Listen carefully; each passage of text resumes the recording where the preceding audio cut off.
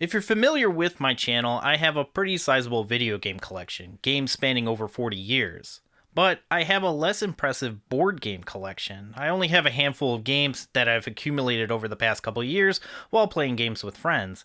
Now, I could pick a game, clear the table, and order a pizza, or I could go out to a board game cafe and spice it up a little.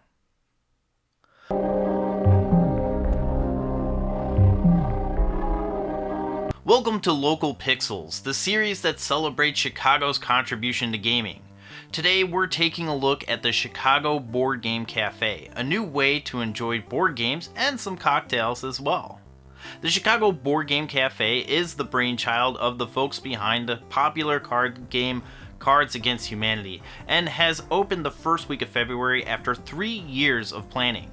Located at 1965 North Milwaukee, the Chicago Board Game Cafe is conveniently accessible via the Western Blue Line stop, Milwaukee Bus, or the Armitage Bus, or the Western Bus. You'll have no issue getting to the cafe through public transportation, which is recommended as parking around the area can be kinda sparse. The Chicago Board Game Cafe occupies a 14,000 square foot old bank and shares it with the famous Margie's Candies and neighbors second spaces for Mars Brewing and Wormhole Coffee. In addition to the board game space, you'll be able to experience 2 escape rooms, The Last Defender and Nova to Lodestar, operated by the House Theater of Chicago. But it's not just board games and escape room. The cafe features food from executive chef Aaron McKay, and you'll be able to have a beer, wine, or a cocktail.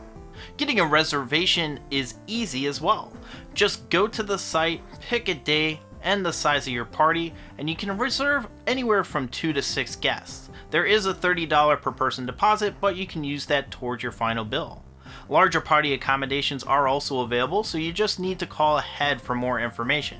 You can also walk in and take a seat at the bar, but getting a reservation is advised. The menu is a mix of Vietnamese, Mexican, and Spanish with vegetarian and gluten-free options. If you have any food allergies, you just need to let them know ahead of time and they can accommodate as much as possible. My friend who's allergic to eggs had no issues eating most of the food, but the dessert was a little iffy. The Chicago Board Game Cafe has been in development for 3 years, directed by Eric Garneau. I had a chance to sit down with him and talk to him about the Board Game Cafe, and we talked about a whole idea of a cafe and how it's unique to the space, and it's very unique. If you've ever been to the Venetian in Las Vegas, it'll feel a little bit familiar, but it is very unique in the city of Chicago.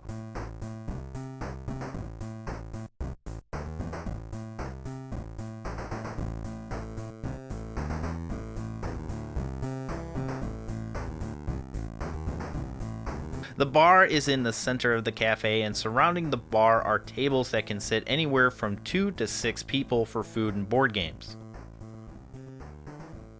The atmosphere makes you feel like you're sitting outside. There's lampposts, a faux cobblestone floor, and building facades to complete the illusion.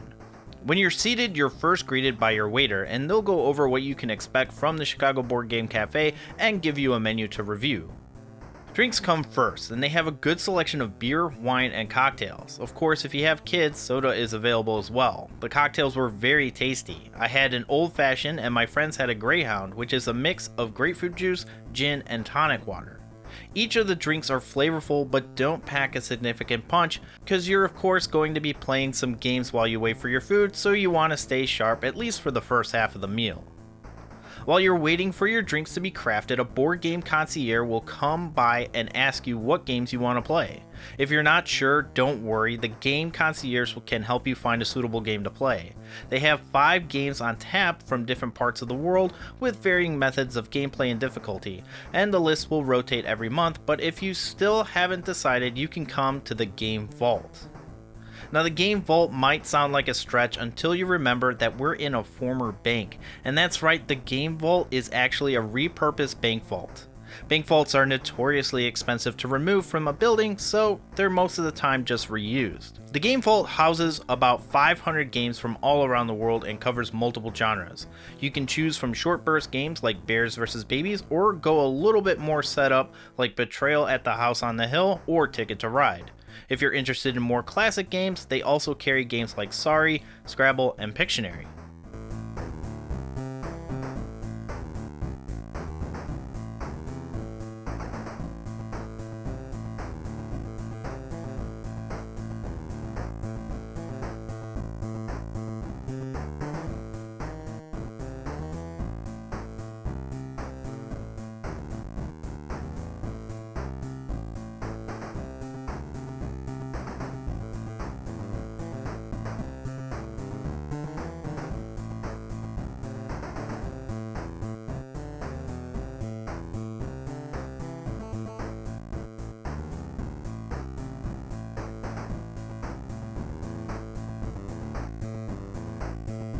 We chose a short game called 9 Tiles Panic. The board game Concierge opened the game and set up the scoreboard. Then they went over the rules of the game and explained the mechanics.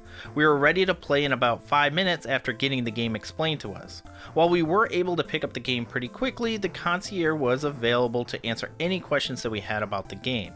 They were very attentive and checked in with us, but left us alone to enjoy the game on our own terms. After we were finished with the game, the food came right out, and this is actually planned by the cafe. Nothing would be more frustrating than to have the food come out and interrupt the gameplay. The food is the brainchild of Chef Aaron McKay, and he's a chef with a well-rounded resume that brings fusions of Spanish, Vietnamese, and Mexican cuisine, but presents it in a way to align with the restaurant's outdoor aesthetic. For the appetizer, we selected a small plate of curry fries, which are French fries on a bed of yasmin rice and Vietnamese curry.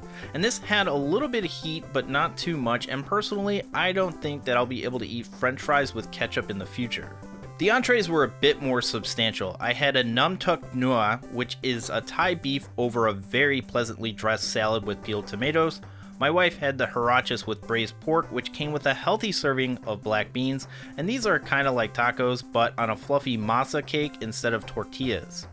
My friend had the boon with the ribeye fillet, and this dish actually looked the tastiest, and I'll probably have that the next time I go.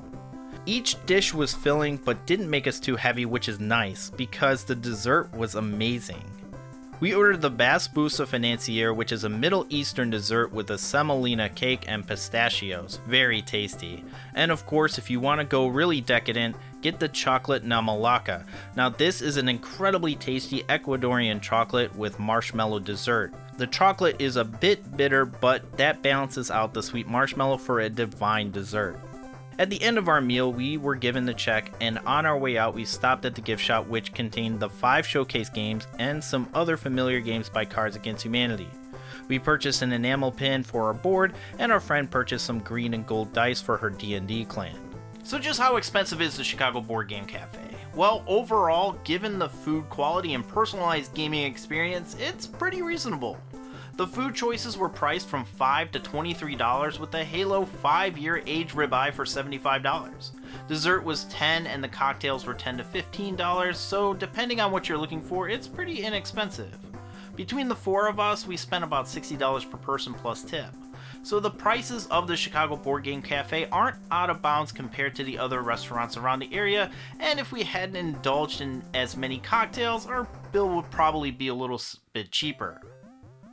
I think the Chicago Board Game Cafe is a pretty cool place to visit, and once the Mars Brewing and Wormhole Coffee open up, the area will be even better because of it, and I definitely can't wait to go back to experience those 2 escape rooms. And that wraps it up for this episode of Local Pixels on the Chicago Board Game Cafe. Thanks so much to Eric for speaking with me and being so transparent with the information about the Chicago Board Game Cafe. So what did you think about this video? Do you want to check out the Board Game Cafe for yourself, or are you content playing games at home? Let me know in the comments below. If you liked this video, please give it a like and share it with anybody who might find it interesting. It really helps the video grow and find a new audience. If you're new here, I'll have more Local Pixels episodes on the way, and it will cover a wide range of gaming topics from places to play games, to people who make the games, and other Chicago gaming related topics. I also have a series called Retronomics, which evaluates factors affecting video game prices. My latest video is on Rob the Robot for the NES, so if that's something that you're interested in, consider subscribing for future content. If you have an idea for Local Pixels, feel free to leave a comment down below, or if you're someone in the Chicagoland area that wants to showcase a project that's gaming related, feel free to shoot me an email that's listed in the description below. Thanks so much for watching, I'm Super Nicktendo, and I'll see you next time.